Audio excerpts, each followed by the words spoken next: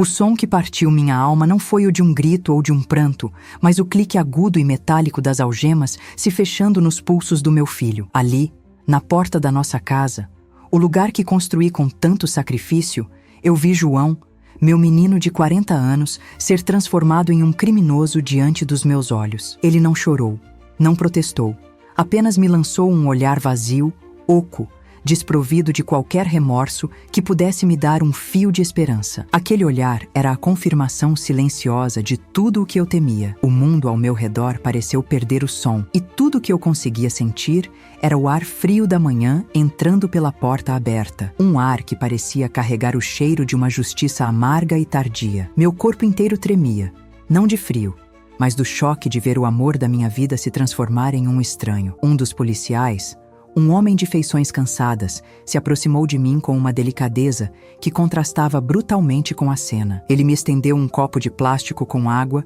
e minhas mãos, trêmulas, mal conseguiam segurá-lo. Senhora, a justiça começou, ele disse com uma voz baixa e respeitosa. Justiça, que palavra estranha para se ouvir naquele contexto. A justiça para quem? Para a lei? Para a sociedade? Ou para a alma da minha mãe, que partiu sem a paz que merecia? Naquele instante, enquanto a água gelada tocava meus lábios, a ficha caiu. O lar que eu lutei tanto para proteger, o refúgio que deveria ser sagrado, tinha se tornado oficialmente a cena de um crime.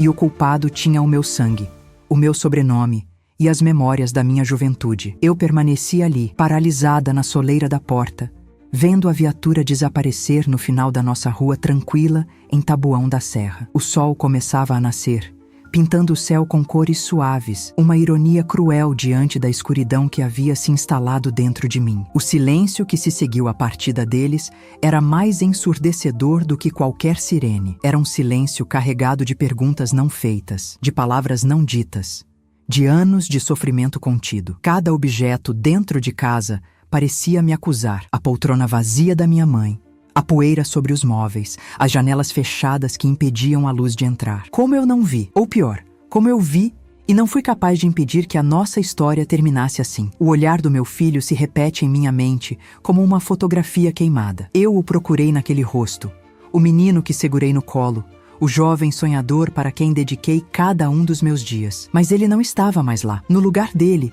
havia um homem consumido por algo que eu não conseguia nomear. Uma frieza que congelava qualquer resquício de amor materno. A ausência de uma lágrima, de um pedido de perdão, de um simples "mãe", foi a sentença final. Foi a prova de que a traição não era um ato isolado, mas um estado de espírito. Um caminho que ele escolheu trilhar há muito tempo, enquanto eu, cega pelo amor, me recusava a enxergar as placas de aviso. Enquanto o mundo lá fora despertava para mais um dia comum, o meu mundo havia desmoronado por completo. Sentei-me à mesa da cozinha, o mesmo lugar onde tantas vezes o alimentei, e ouvi suas risadas.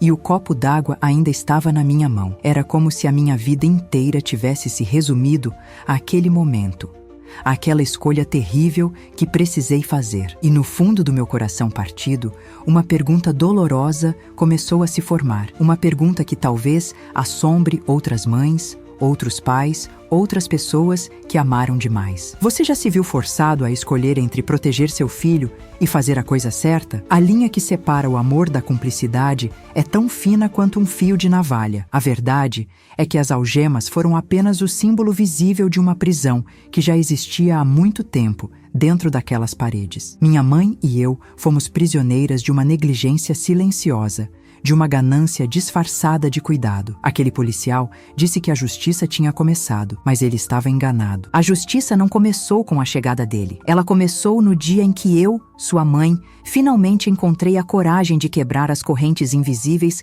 que nos prendiam a ele. A história que vou contar não é sobre a prisão do meu filho, mas sobre tudo o que aconteceu antes, sobre os pequenos atos de crueldade que levaram à maior dor que uma mãe pode sentir. Meu nome é Lúcia e tenho 65 anos. A maior parte da minha identidade, por mais tempo que eu consiga me lembrar, foi definida por dois amores incondicionais: o amor pela minha mãe, uma rocha de quase 99 anos que me ensinou tudo sobre força, e o amor pelo meu filho, João, a quem dediquei cada fôlego e cada sonho. Eu não sou uma mulher de grandes feitos ou de uma carreira brilhante. Minha trajetória foi escrita no chão da minha casa, no cheiro do feijão cozinhando, nas noites em claro cuidando de febres e nos joelhos ralados que eu beijei para sarar. Fui, acima de tudo, mãe e filha. E por muito tempo, isso me bastava.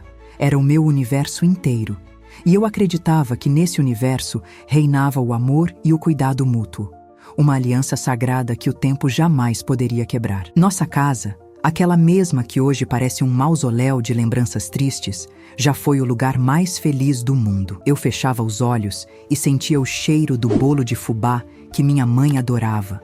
Uma receita que passou de geração em geração. A luz do sol entrava pelas janelas da sala e dançava nos móveis, enquanto as risadas de um João pequeno ecoavam pelos corredores. Ele era um menino alegre, carinhoso, que me trazia flores do jardim e prometia cuidar de mim e da avó para sempre. Essas memórias são como facas de dois gumes. Elas me aquecem com a doçura do que foi, mas também me cortam com a brutalidade do que se tornou. Era uma vida simples, tecida com os fios do afeto, e eu jamais poderia imaginar que esses mesmos fios se transformariam nas amarras da nossa infelicidade. Meus sacrifícios nunca me pareceram sacrifícios, eram apenas o fluxo natural do amor. Abri mão de um emprego melhor para ter mais tempo para a educação de João, usei minhas economias para garantir que ele tivesse a melhor faculdade, vendi as poucas joias que herdei para dar a entrada no seu primeiro carro. Cada escolha foi feita com o coração,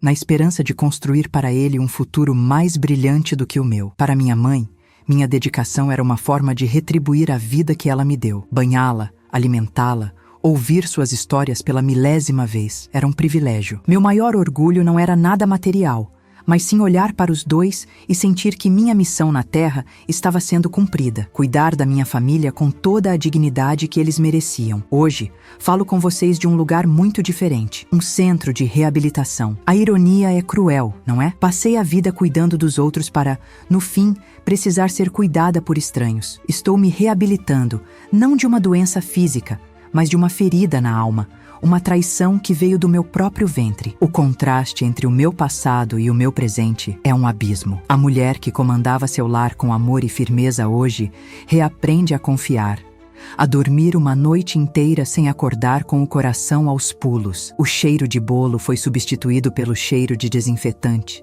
e as risadas foram trocadas pelo silêncio dos corredores longos e impessoais. Sou uma sobrevivente, mas sobreviver não é o mesmo que viver. Ainda assim, há uma coisa que João não conseguiu me tirar, uma chama que ele não conseguiu apagar com seu sopro frio de egoísmo, a minha resiliência. Essa força não vem do ódio, pois o ódio consumiria o pouco que me resta. Ela vem da memória da minha mãe, da mulher guerreira que ela foi até o último suspiro. Conto essa história por ela, para que sua dignidade seja restaurada. Conto essa história por mim, para transformar minha dor em um alerta. E conto por outras pessoas que talvez estejam vivendo em silêncio uma situação parecida. Essa resiliência é a minha última arma. A prova de que, mesmo depois da pior das tempestades, uma raiz profunda de amor próprio pode se recusar a morrer. É por isso que eu me levanto da cama todos os dias neste lugar. Minhas mãos contam a minha história. Elas já foram fortes e ágeis, capazes de fazer um curativo, um carinho, uma fornada de pães. Hoje, elas tremem. É um tremor que não consigo controlar, que se intensifica sempre que a imagem dos últimos dias da minha mãe invade meus pensamentos. Lembro-me do seu rosto, tão frágil e enrugado, dos seus olhos que, mesmo perdidos no tempo, ainda buscavam os meus em busca de conforto. Essas mãos, que deveriam ter sido seu porto seguro, falharam em protegê-la. O tremor é a manifestação física da minha culpa, da minha impotência, da dor de lembrar que ela partiu sentindo fome, sentindo frio, sentindo a solidão que seu próprio neto lhe impôs. É o registro vivo de um sofrimento que palavra nenhuma consegue descrever. A traição de um filho é uma dor que desafia a natureza. Não é como uma ferida que cicatriza. É como um veneno que se espalha lentamente, contaminando todas as boas memórias. Você se pega questionando tudo, cada abraço, cada eu te amo, cada gesto de carinho. Foi tudo uma mentira? Quando o amor começou a se transformar em cálculo, é uma solidão profunda, a de perceber que a pessoa que você mais amou no mundo enxergava você e a própria avó não como família, mas como um fardo, uma fonte de renda a ser explorada. Essa descoberta não quebra apenas o seu coração, ela quebra a sua percepção da realidade, fazendo você duvidar do seu próprio julgamento e do valor da sua vida inteira de dedicação. Toda mãe sonha com o dia em que, na velhice, seus filhos lhe retribuirão o cuidado. É o ciclo natural da vida, a promessa silenciosa que fazemos quando os trazemos ao mundo. Ninguém imagina que esse ciclo pode ser brutalmente invertido, que a mão que você alimentou um dia irá lhe negar um prato de comida. Olho para outras mulheres da minha idade que passeiam com seus netos, que recebem o carinho de seus filhos e me pergunto em que ponto da estrada eu errei o caminho. Será que meu amor o sufocou? Será que minha dedicação o enfraqueceu? São perguntas que talvez nunca tenham resposta, mas que me assombram em cada momento de silêncio. A dor de um amor não correspondido é terrível, mas a dor de um amor usado como arma é simplesmente devastadora. Essa é a minha verdade, nua e crua. Uma verdade que me custou tudo o que eu tinha. Eu não peço pena, apenas que me escutem. Quero que a minha voz ecoe para além das paredes deste quarto, que a minha história sirva de alguma coisa. Preciso acreditar que tanto sofrimento não foi em vão. Se essa história tocar algo em você, se essa dor ressoar de alguma forma no seu coração, se inscreve e me conta aqui nos comentários o que faria no meu lugar. Sua voz pode ser a companhia que eu preciso para continuar acreditando que ainda existe humanidade no mundo. O antagonista desta história não é um monstro de contos de fadas, com garras e presas. Ele tem o rosto do meu filho, João. Durante 40 anos, esse rosto foi o meu sol, a razão pela qual eu acordava todas as manhãs com um sentimento de propósito. Ele era inteligente, charmoso, o tipo de filho que toda mãe exibe com orgulho. Lembro-me de como meus olhos brilhavam ao falar dele para as vizinhas, de como meu peito se enchia de vaidade em suas formaturas. Ele era o centro do meu universo, a promessa de que todos os meus esforços haviam valido a pena. O amor que eu sentia por ele era tão vasto e inquestionável que se tornou uma venda nos meus olhos, uma venda tão espessa que me impediu de ver a escuridão que crescia silenciosamente dentro do seu coração, como uma erva daninha sufocando um jardim. A mudança não aconteceu da noite para o dia. Foi um processo lento, sutil, quase imperceptível para um coração de mãe que sempre busca desculpas para as falhas do seu filho. Começou com uma impaciência que eu atribuía ao cansaço do trabalho. Depois, vieram os comentários sobre as despesas, pequenas alfinetadas sobre o custo dos remédios da avó ou da conta de luz. As visitas, que antes eram longas e cheias de conversa, tornaram-se rápidas e funcionais. O abraço ficou mais frouxo. O "eu te amo" desapareceu, substituído por um "se cuidem" apressado na porta. Cada pequena mudança era como uma rachadura fina em uma parede. Sozinha, não parecia nada, mas com o tempo, a estrutura inteira do nosso relacionamento começou a ruir e eu, em negação, continuava tentando tapar os buracos com meu amor. A verdadeira raiz dessa transformação, hoje eu sei, era a ganância. O dinheiro se tornou mais importante do que as pessoas que o amavam. Ele via a aposentadoria da minha mãe não como o sustento merecido de uma vida inteira de trabalho, mas como um recurso a ser explorado. Foi quando ele se ofereceu para ajudar com as finanças que o controle realmente começou. Com a desculpa de nos poupar de preocupações, ele assumiu todas as contas. O cartão do banco, a administração da casa. No início, pareceu um alívio, um gesto de cuidado de um filho dedicado. Mal sabia eu que estava lhe entregando as chaves da nossa prisão, que cada centavo que entrava em casa passaria primeiro pelo seu crivo, pelo seu egoísmo, e só o que sobrasse, se sobrasse, seria destinado a nós. Com o controle total nas mãos, ele construiu uma narrativa de miséria que nos aprisionou. A casa, que nunca foi luxuosa, mas sempre foi farta, começou a esvaziar. As compras do mês foram encolhendo e a desculpa era sempre a mesma. A crise está feia, mãe. As coisas estão pela hora da morte. Ele nos convenceu de que não havia o suficiente. O leite se tornou um item raro. A fruta, um luxo esporádico. Passamos a viver sob um regime de escassez fabricado, sentindo-nos culpadas por cada necessidade básica. A luz era sempre fraca para economizar, o aquecedor desligado no inverno para não pesar na conta. Ele nos mantinha em condições precárias, nos isolando em uma bolha de pobreza, enquanto, do lado de fora, usava o nosso dinheiro para sustentar uma vida que não podíamos sequer imaginar. O momento em que a venda finalmente caiu dos meus olhos foi devastador. Minha mãe, com a voz fraca, pediu um copo de iogurte, algo que ela adorava. João, sem sequer olhar para ela, respondeu da sala: "Não tem, e não dá para ficar comprando essas coisas caras." O desprezo em sua voz, a forma como ele reduziu o pequeno desejo de uma senhora de 99 anos a um item supérfluo numa planilha de custos, me quebrou. Naquele instante, ele não era mais meu filho, e ela não era mais a avó dele. Éramos apenas números, despesas, um fardo que ele carregava com ressentimento. Você já confiou em alguém a ponto de entregar seu bem-estar e o de quem você ama nas mãos dessa pessoa, para depois perceber que, para ela, vocês não passam de um problema a ser administrado? Para o mundo exterior, a farsa era perfeita. João mantinha a imagem de filho e neto exemplar. Postava fotos antigas nas redes sociais, em datas comemorativas, com legendas cheias de um amor que ele já não sentia. Se encontrava um vizinho na rua, falava com a voz cheia de falsa preocupação sobre como estava difícil cuidar de 2 idosas, pintando a si mesmo como um mártir. Essa duplicidade era talvez a parte mais cruel do seu plano. Ela nos isolava completamente. Pois quem acreditaria em mim se eu dissesse a verdade? Quem ousaria questionar a dedicação daquele filho tão aparentemente amoroso? Estávamos sozinhas, presas em uma teia de mentiras tecida por ele, e o mundo lá fora só aplaudia o tecelão. O cotidiano dentro da nossa casa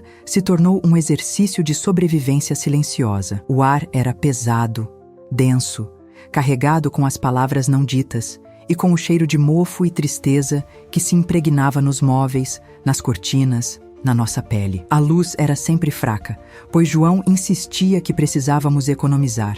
Mas a verdade é que aquela penumbra era um reflexo perfeito da escuridão que havia se instalado em nossas vidas. Eu me movia pela casa como um fantasma, evitando fazer barulho, evitando pedir, evitando existir de uma forma que pudesse incomodá-lo. Cada dia era uma repetição do anterior, um ciclo de pequenas humilhações e privações que minavam nossa força, gota a gota, nos deixando cada vez mais fracas, mais isoladas, mais invisíveis. A poltrona da minha mãe na sala, que antes era o trono de onde ela observava o movimento da casa com seus olhos sábios, tornou-se o símbolo mais doloroso do nosso abandono. Ela passava os dias ali, encolhida sob um cobertor fino, mesmo no calor. Seus olhos, antes brilhantes e cheios de vida, agora eram opacos, perdidos em um labirinto de memórias, ou talvez apenas na resignação da espera. Eu tentava conversar, contar histórias do passado, mas sua energia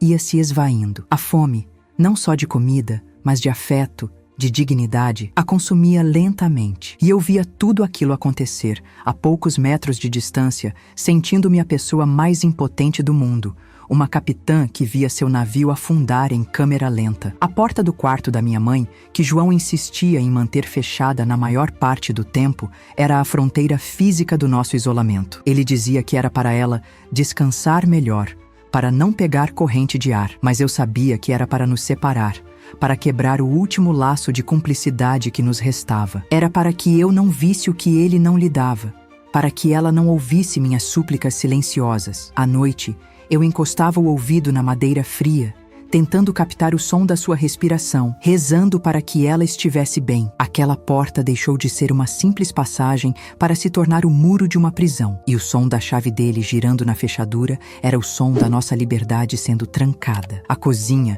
que no passado era o coração pulsante da nossa casa, o palco das nossas risadas e confidências, transformou-se em um território de tensão. As refeições eram servidas em porções regradas, calculadas. Se eu tentasse pegar um pouco mais de arroz para a minha mãe, o olhar de João me fuzilava por cima da mesa. Um olhar que dizia, não se atreva. Ele reclamava abertamente do preço dos remédios, folheando a receita como se fosse a fatura de um luxo absurdo. Mas ela precisa mesmo de tudo isso? Ele perguntava, em voz alta, na frente dela. E minha mãe, com a dignidade que lhe restava, apenas abaixava a cabeça e se encolhia, como se pedisse desculpas por ainda estar viva, por ainda ter necessidades. Lembro-me de um dia em particular, uma tarde cinzenta e fria. Eu estava na cozinha, tentando fazer um chá ralo de ervas para esquentar minha mãe, quando a ouvi me chamar com uma voz que era quase um sussurro. Lúcia, filha, um copo de leite, quentinho. Era um pedido tão simples, tão infantil, um eco da mulher forte que um dia me amamentou e cuidou de mim. Meu coração se encheu de uma ternura dolorosa. Fui até a geladeira, já sabendo o que encontraria, mas a esperança é a última que morre. Estava vazia, exceto por uma garrafa de água e um pote de margarina pela metade. O leite, que eu havia pedido para ele comprar na véspera, não estava lá. Ele tinha esquecido. Como sempre esquecia o que era para nós. Fui até a sala onde ele assistia à televisão e com a voz mais controlada que consegui, eu disse: João, a vovó está pedindo um copo de leite. Você pode ir comprar? Ele nem sequer virou o rosto para me olhar. Seus olhos continuaram fixos na tela e ele respondeu com uma frieza cortante: acabou. E já disse que não dá para ficar gastando com essas coisas. Ela não precisa de leite, mãe. Isso é luxo. Cada palavra foi como um soco no meu estômago. Luxo. O conforto mínimo para uma senhora de 99 anos era um luxo. O desejo da sua avó, a mulher que o embalou no colo, era um luxo. O amor, o cuidado, a compaixão, tudo havia sido reduzido a uma questão de custo. Naquele momento, o chão pareceu sumir sob os meus pés. O barulho da televisão, a luz piscando na tela, a figura do meu filho relaxado no sofá, tudo se tornou um borrão surreal. A única coisa nítida era a voz fraca da minha mãe pedindo por um copo de leite. Eu fiquei ali, parada entre a sala e a cozinha, completamente paralisada pela dor e pelo ódio que senti naquele instante. Um ódio que me assustou, pois era direcionado ao meu próprio filho. Eu queria gritar, quebrar tudo, arrastá-lo para fora de casa e dizer ao mundo o monstro que ele havia se tornado. Mas eu não fiz nada. O medo me acorrentou. O que você faria nesse momento? Confrontaria a crueldade de frente, arriscando piorar tudo? Ou engoliria o choro e o desespero para proteger a pouca paz que ainda restava? Eu escolhi o silêncio. Voltei para a cozinha, esquentei um pouco de água com açúcar e levei para a minha mãe, mentindo que o leite tinha acabado de azedar. Ela me olhou com seus olhos cansados e eu soube que ela sabia da minha mentira. Ela sabia de tudo. E naquele olhar compartilhado, sem palavras, havia um universo de tristeza e resignação. Decidi que precisava fazer alguma coisa, mas não sabia como. Ele controlava o dinheiro, o telefone, nossas idas e vindas. Eu estava presa e minha mãe era minha companheira de cela. Comecei a tentar guardar secretamente um pouco de comida do meu próprio prato para dar a ela mais tarde, quando ele não estivesse olhando. Era um ato pequeno, patético, mas era a minha pequena rebelião. Os dias que se seguiram foram ainda piores. João pareceu perceber minha mudança de atitude. Meu olhar, que já não era mais de súplica, mas de desafio silencioso. E ele apertou o cerco. Passou a trancar a despensa e a geladeira durante a noite. Eu o ouvia se levantar de madrugada, o som metálico da chave, e meu sangue gelava. Ele estava nos tratando como ladras dentro da nossa própria casa, nos punindo pela nossa própria existência. Era uma guerra psicológica, e ele estava ganhando, pois usava a nossa arma mais poderosa, o nosso amor e dependência dele, contra nós mesmas. Sentia-me afundar em areia movediça. Quanto mais eu lutava, mais rápido eu era engolida pela situação. Lembro de uma noite em que não consegui dormir. A preocupação com a minha mãe era uma dor física no meu peito. Levantei-me e fui até a porta do quarto dela, que, para minha surpresa, estava entreaberta. Uma fresta de luz do corredor iluminava seu rosto adormecido. Ela estava tão magra, tão frágil. A pele fina parecia colada aos ossos, e sua respiração era superficial, quase imperceptível. Fiquei ali, observando-a, e uma onda de amor e fúria me invadiu. Prometi a ela, em silêncio, que daria um jeito, que não a deixaria partir daquele jeito. Foi uma promessa desesperada, feita na escuridão, mas foi a semente da coragem que eu precisaria para o que estava por vir. As memórias felizes começaram a se tornar torturantes. Lembrei-me de um aniversário de João, quando ele tinha uns 10 anos. Fizemos uma festa surpresa e a alegria em seus olhos ao ver o bolo e os amigos era a coisa mais pura do mundo. Ele me abraçou com força e disse: "Você é a melhor mãe do mundo." Onde estava aquele menino? Como ele se perdeu dentro daquele homem frio e calculista? A dor de comparar o passado com o presente era um lembrete constante da magnitude da minha perda. Não perdi apenas a segurança e o bem-estar. Perdi a pessoa que eu mais amava. mesmo que seu corpo ainda habitasse a mesma casa que eu. Comecei a notar pequenos detalhes que antes passavam despercebidos. As roupas novas que ele vestia, sempre de marca. O cheiro de perfume caro quando ele saía aos fins de semana. O celular de última geração que ele não largava. As peças do quebra-cabeça começaram a se encaixar, formando uma imagem hedionda. A nossa miséria não era real, era um projeto. A nossa fome financiava o seu luxo.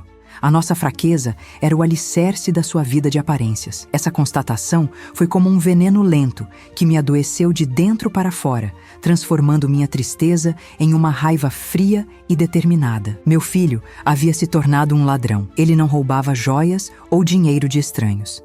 Ele roubava a dignidade da sua avó, a paz da sua mãe, a comida da nossa mesa. E o pior de todos os roubos, ele roubava nossas memórias, manchando cada lembrança feliz com a sujeira das suas ações presentes. Olhar para ele já não me causava apenas dor, mas repulsa, e eu me odiava por sentir isso. Como uma mãe pode sentir repulsa pelo filho que gerou? Era um conflito que me rasgava ao meio, uma batalha interna tão violenta quanto a opressão que vivíamos diariamente. Comecei a procurar uma saída, por menor que fosse. Uma conversa com uma vizinha antiga, um pedido de ajuda disfarçado, mas o medo me paralisava. E se ninguém acreditasse? E se ele descobrisse e nos punisse ainda mais? Eu me sentia encurralada, vivendo em um campo minado, onde qualquer passo em falso poderia causar uma explosão. A tensão na casa era palpável, um silêncio pesado que antecede as tempestades. Eu sentia nos meus ossos que algo terrível estava prestes a acontecer, que o fio que sustentava nossa frágil e doentia rotina estava prestes a arrebentar. O último período de relativa calma foi marcado por uma estranha quietude dele. João parecia mais distante do que nunca, imerso em seu celular, quase não falava conosco. Essa ausência de conflito era ainda mais assustadora do que as discussões. Era como se ele já tivesse nos descartado, como se estivéssemos vivendo nossos últimos dias sob seu teto, e ele estivesse apenas esperando o inevitável acontecer. Eu, por outro lado, estava mais alerta do que nunca, observando cada gesto, cada olhar, sentindo que o tempo estava se esgotando e que a promessa que fiz à minha mãe na escuridão da noite precisaria ser cumprida, custasse o que custasse. A promessa silenciosa que fiz à minha mãe na escuridão do seu quarto se tornou meu único foco. Eu comecei a observá-lo, não mais como uma mãe olha para um filho, mas como uma prisioneira estuda seu carcereiro. Eu memorizava seus horários, o som dos seus passos, o tempo que ele demorava no banho. Cada detalhe era uma peça em um plano de fuga que eu ainda não sabia como executar. Um medo gelado me acompanhava, mas por baixo dele, uma nova sensação começava a borbulhar, a determinação. A mulher assustada e passiva estava lentamente dando lugar a uma leoa encurralada que sabia que precisaria lutar pela vida de sua cria. No caso, a própria mãe. Eu sentia no ar uma eletricidade, uma tensão que anunciava que o nosso frágil equilíbrio de horror estava prestes a se romper. O comportamento de João também mudou. Se antes ele era apenas negligente e cruel, agora ele se tornou paranoico. Ele me vigiava, questionava por que eu estava olhando para ele, por que eu estava quieta demais. Certa vez, ele me pegou remexendo em uma gaveta antiga, procurando por um extrato bancário, qualquer prova do que ele estava fazendo. A fúria em seu olhar foi aterrorizante. Ele agarrou meu braço com uma força que eu não sabia que ele tinha e disse, com a voz sibilante, "Não se meta onde não é chamada. Eu cuido de tudo." Naquele toque, naquela ameaça velada, eu entendi que ele era capaz de qualquer coisa para proteger seu segredo. E meu medo ganhou uma nova e terrível dimensão. O perigo havia se tornado físico. A saúde da minha mãe, por outro lado, se deteriorava a olhos vistos. Ela já quase não se levantava mais da poltrona, e seus momentos de lucidez eram cada vez mais raros. Ela começou a me confundir com sua irmã, a chamar por meu pai, já falecido. Cada confusão era uma facada no meu peito. Eu via a mulher que me deu a vida desaparecer diante dos meus olhos, se tornando uma casca frágil e assustada. A urgência de agir se tornou desesperadora. Eu não estava mais lutando apenas pela sua dignidade, mas pela sua vida. A cada refeição que ela mal tocava, a cada copo d'água que eu a ajudava a beber, eu me perguntava quanto tempo mais ela aguentaria. Ela era uma vela no vento, e o sopro do meu filho era cruel e constante. Eu passei a acreditar que havíamos chegado ao limite do sofrimento, que nada poderia ser pior do que ver minha mãe definhar de fome e tristeza, enquanto meu filho nos roubava. Eu pensava que aquilo era o fundo do poço, o ponto máximo da dor e da humilhação, mas eu estava terrivelmente enganada. O que eu não sabia é que o fundo do poço, às vezes, tem um alçapão, e nós estávamos prestes a despencar por ele em queda livre. O pior ainda estava por vir. Um horror que superaria tudo que eu já havia suportado. Um evento que transformaria nossa tragédia silenciosa em um crime de verdade, com sirenes e consequências irreversíveis. Numa tarde, enquanto João estava no banho, vi o carteiro passar e senti um impulso. Rabisquei um bilhete em um pedaço de papel de pão, algo simples: socorro, estamos presas, chame a polícia. E corri para a porta. Meu coração batia tão forte que parecia que ia sair pela boca. Abri a caixa de correio, pronta para deixar o bilhete, quando a porta do banheiro se abriu. O som do chuveiro tinha sido um truque. Ele estava ali, no corredor, me observando com um sorriso gelado. Ele caminhou lentamente até mim, pegou o papel da minha mão trêmula, leu e depois o rasgou em pedaços minúsculos, deixando-os cair no chão. Boa tentativa, mãe, ele disse, antes de voltar para o quarto. A porta se fechando foi o som de mais uma esperança morrendo. E então veio a manhã. Aquela manhã havia um silêncio diferente no ar. Não era a quietude habitual de resignação, mas um silêncio pesado, anormal. O sol entrava em faixas pálidas pelas janelas empoeiradas,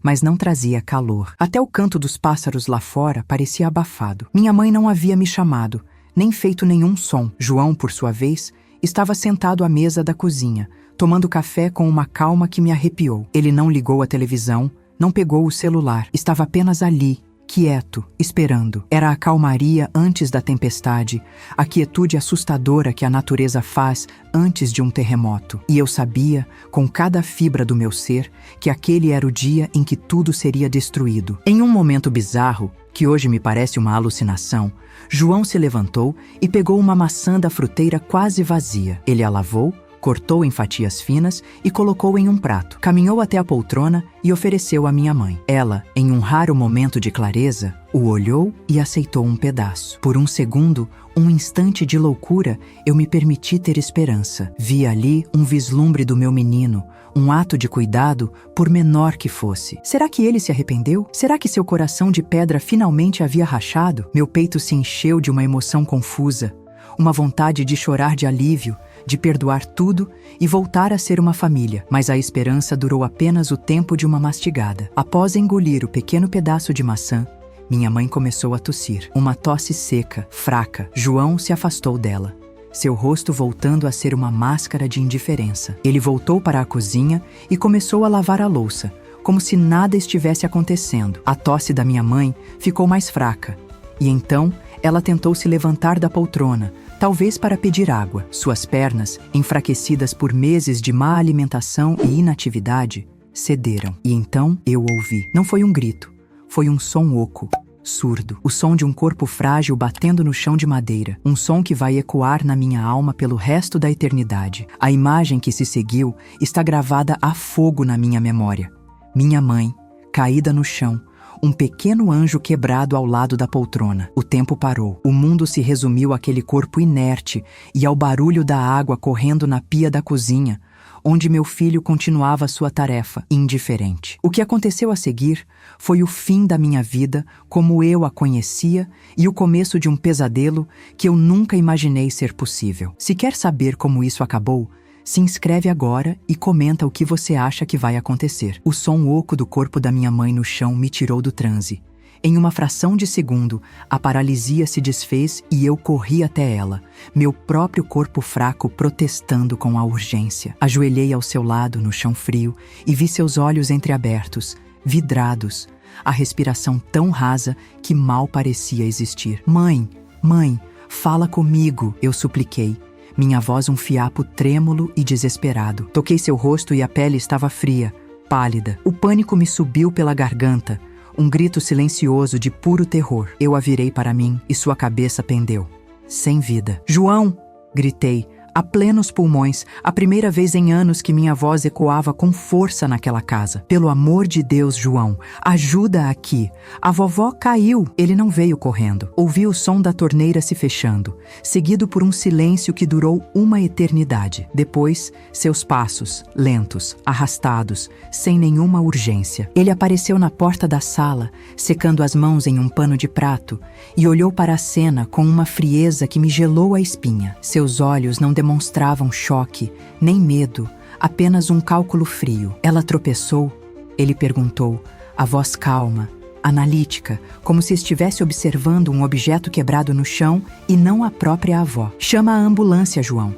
Agora, eu implorei, as lágrimas finalmente escorrendo pelo meu rosto, misturando-se com a poeira do chão. Ele suspirou, um suspiro de enfado, e pegou o celular, discando os números com uma calma torturante. A espera foi o purgatório. Cada segundo era uma hora, cada respiração minha era uma prece pela respiração dela. Quando os socorristas chegaram, a energia deles, a urgência, foi um choque de realidade em nossa bolha de horror. Um deles, um homem forte, com o uniforme dos bombeiros, ajoelhou-se ao lado da minha mãe e começou os procedimentos. Mas então, ele parou. Olhou para o braço dela, fino como um graveto, olhou para o seu rosto encovado e depois ergueu os olhos para mim e em seguida para João, que estava encostado no batente da porta. O olhar do socorrista não era de pena, era de choque e de uma suspeita que ele não tentou disfarçar. Foi a primeira vez que alguém de fora viu a verdade, estampada na fragilidade do corpo da minha mãe. No hospital, enquanto minha mãe era levada para a emergência, um policial se aproximou de mim. O socorrista estava ao seu lado, e eu o ouvi falando em voz baixa, mas cada palavra era como um martelo. Sinais claros de desnutrição severa, quadro de abandono. A queda foi consequência de uma fraqueza extrema. As palavras técnicas, clínicas, davam um nome oficial ao pesadelo que vivíamos. Não era mais um problema de família, era um crime, abandono de incapaz, maus tratos. O policial me fez algumas perguntas, e eu respondi em um torpor, a verdade saindo de mim como um veneno que eu finalmente podia expelir. Fomos levados para a delegacia e, pela primeira vez, eu senti que a história não terminaria dentro daquelas paredes opressivas da nossa casa. A reviravolta, o momento que mudou tudo, aconteceu em uma sala pequena e fria na delegacia. Um investigador, um homem de olhar gentil, mas firme, sentou-se na minha frente. Ele não me pressionou, apenas colocou uma pilha de papéis sobre a mesa. Eram os extratos bancários da conta da minha mãe. Ele virou a primeira página e apontou com o dedo. Aqui, senhora Lúcia, é o dia em que a aposentadoria dela caiu. E aqui ele foi deslizando o dedo por uma lista infindável de despesas. São os gastos do seu filho. Roupas de grife, restaurantes caros, delivery de comida quase toda noite, compras online. Eu olhava para aqueles nomes de lojas que eu nem conhecia, para aqueles valores absurdos, e sentia o ar me faltar. A nossa fome tinha nome, tinha endereço, tinha um preço. Naquele instante, a imagem do meu filho se desfez para sempre. Cada mentira, cada desculpa sobre a crise, cada prato de comida regrado, tudo se realinhou em minha mente, formando a imagem de uma crueldade calculada, metódica e impiedosa. A queda da minha mãe não tinha sido um simples acidente doméstico. Tinha sido a consequência direta e inevitável de meses de privação. Ele não a empurrou, não. Mas ele roubou a força de suas pernas, a vitalidade de seu corpo, a ponto de um simples movimento ser o suficiente para derrubá-la.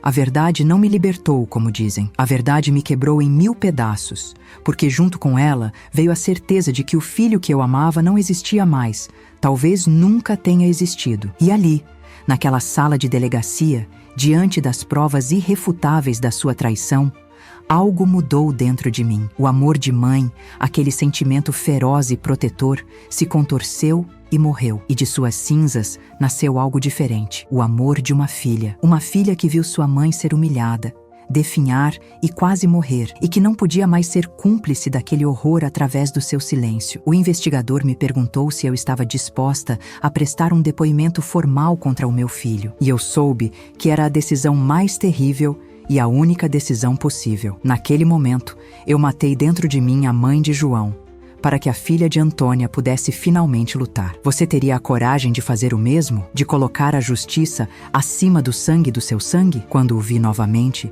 Ele estava em outra sala, através de um vidro. Ele me olhou com os olhos suplicantes, os mesmos olhos de menino que tantas vezes me convenceram a perdoar suas travessuras. Ele esperava que eu o salvasse, que eu contasse a nossa mentira, que eu o protegesse como sempre fiz. Mas ele não encontrou a mãe que conhecia. Ele encontrou uma mulher cujo coração havia se transformado em pedra. Eu o encarei, sem expressão, e então desviei o olhar. Meu silêncio foi minha resposta. Minha recusa em ser sua cúmplice foi minha sentença. E eu vi o desespero tomar conta do seu rosto quando ele percebeu que, pela primeira vez na vida, suas ações teriam consequências reais. Então, o investigador entrou na sala onde ele estava, e eu ouvi, do lado de fora, o som que deu início a essa história, o clique seco e metálico das algemas. Desta vez, o som não me trouxe apenas o choque e a dor da perda. Ele trouxe também um amargo e terrível senso de justiça. Era o som do fim do nosso cativeiro. Era o som da dignidade da minha mãe começando a ser restaurada. Era o som da consequência. Enquanto eles o levavam,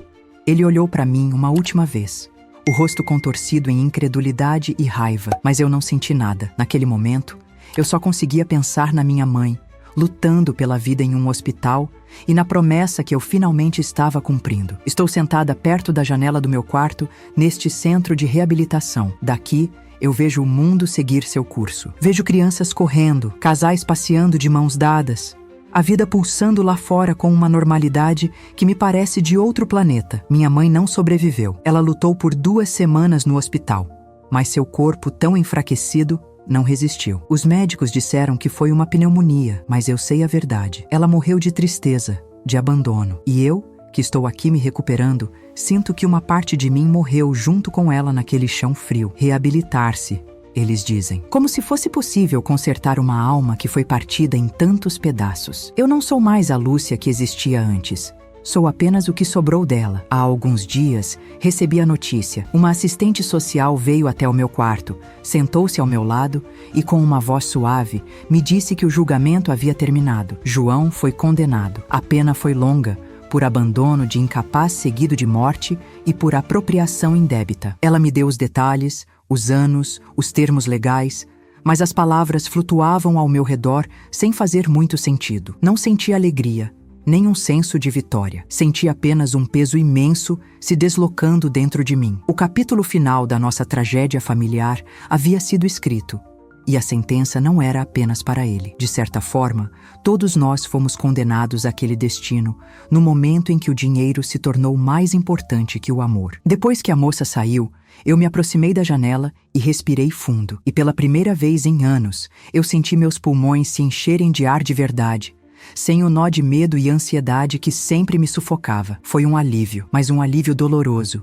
manchado de luto. Respirei aliviada pela minha mãe, por sua memória, por sua dignidade tardiamente reconhecida. Mas meu coração continuava partido, porque a justiça para minha mãe significava a ruína para o meu filho. É um paradoxo que nenhuma mãe deveria ter que enfrentar. Como celebrar a justiça que aprisiona um pedaço de você? Eu perdi minha mãe para a crueldade dele e perdi meu filho para a consequência de seus atos. No fim, eu não ganhei nada. Apenas sobrevivi para contar a história. Hoje, eu entendo que a violência mais cruel não é aquela que vem acompanhada de gritos e agressões físicas. É a violência do silêncio, da indiferença, do abandono lento e progressivo. É ser transformado em um objeto invisível dentro da própria casa por aqueles que deveriam te proteger. É ter suas necessidades básicas negadas, sua dignidade roubada aos poucos, até que não sobre nada além de uma casca vazia. Aprendi, da forma mais desumana que existe, que o maior perigo muitas vezes não está lá fora, com estranhos, mas sentado à sua mesa, compartilhando o seu pão, carregando o seu sangue e o seu sobrenome. O abandono de quem amamos é o que verdadeiramente nos destrói. O amor de mãe é uma força da natureza. É capaz de mover montanhas, de perdoar o imperdoável, de enxergar luz na mais completa escuridão. Mas esse mesmo amor, quando cego, se torna uma arma perigosa, apontada para nós mesmas. Meu amor por João me tornou cega para o monstro que ele estava se tornando. Eu justifiquei sua frieza, ignorei seus sinais de ganância, aceitei suas mentiras, tudo porque a dor de admitir a verdade era insuportável. Eu o amei tanto que me esqueci de amar a mim mesma e, pior, Me esqueci que meu dever era também proteger minha mãe dele. O amor não pode ser uma desculpa para a cumplicidade. Não pode nos impedir de ver a verdade, por mais que ela nos aniquile. Olho para o meu reflexo no vidro da janela. Vejo uma mulher de 65 anos, com mais rugas e cabelos brancos do que tinha há 1 ano. Mas vejo também um olhar que não existia antes. Um olhar que conheceu o fundo do abismo e, de alguma forma, encontrou o caminho de volta à superfície. Não sei o que o futuro me reserva, nem quanto tempo me resta, mas sei que viverei cada dia que me foi dado em honra à minha mãe, a força que ela me deu e com a sabedoria amarga que adquiri. Aprendi, da forma mais cruel, que o maior abandono não vem de um estranho, mas do silêncio e da ganância de quem você mais amou. O amor de mãe pode ser uma bênção, mas nunca deve ser uma venda nos olhos.